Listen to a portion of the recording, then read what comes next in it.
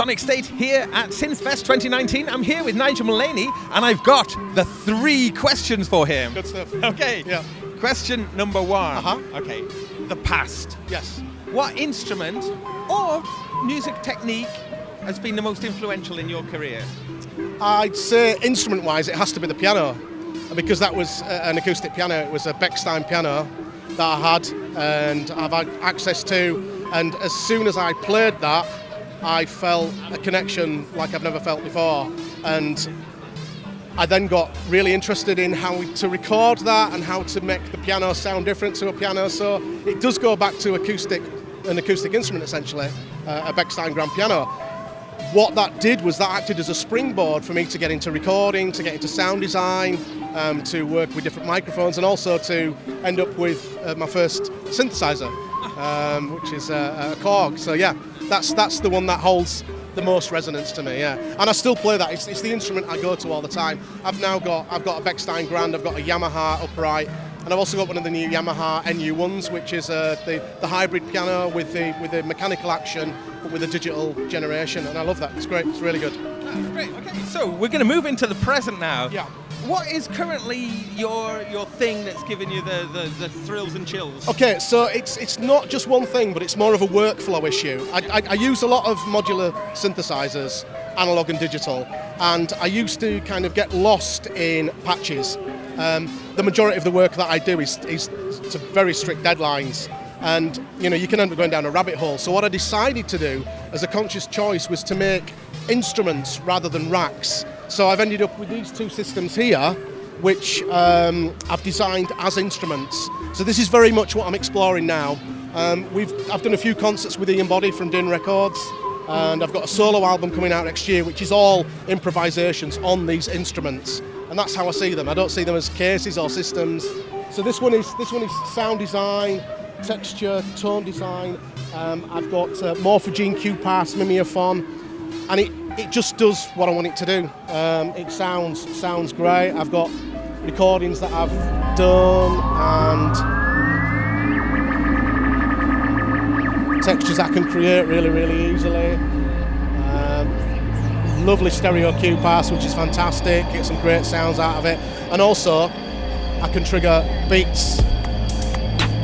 So I can use that as a background, rough kind of beat section. The great thing about the bitbox is it locks the clock. And again, it's familiarity. If you have a system that's essentially self-contained and you're not going to swap any module out, you tend to focus on that instrument and you try and get as much out of it as you possibly can. Like I never thought I'd be able to use it for beats, but I essentially use it like a DJ would. I fade beats in and out. I've got really nice envelope controls on the sample. This unit here, this box here, is very much a analog drum voice. So I'm using the endorphins, the Varigate 8 to sequence it, and I can do lots of really nice things with fills.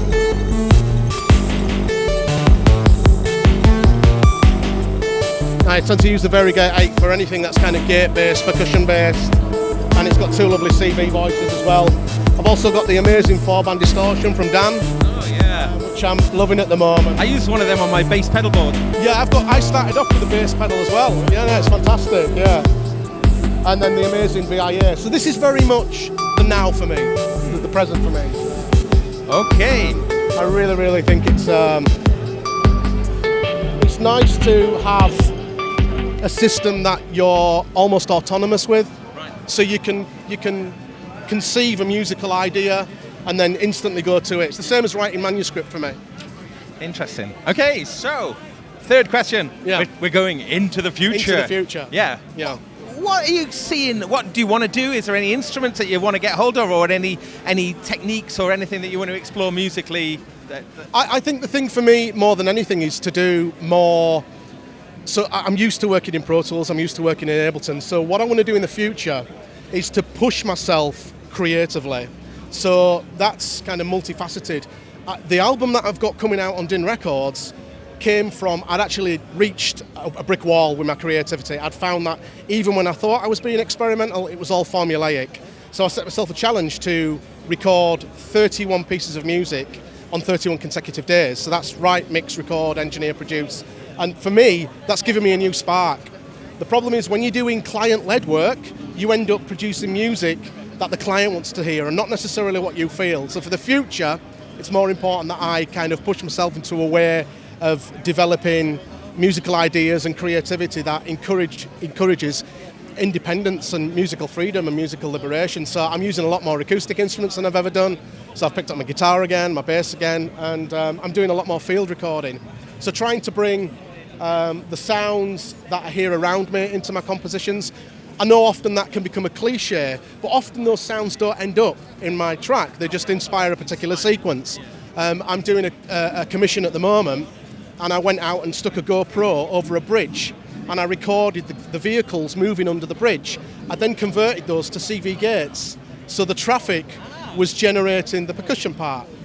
And again, that's something that going into the future for me is very important. Just, constantly finding new ways to inspire creativity, because, belief empowers probability, and if you can believe in a recording technique is going to push you into a new area, just go for it, just do it. Amazing. Yeah. Nigel, thank you ever so much. Nice one. Thanks Cheers. so much. Yeah, great.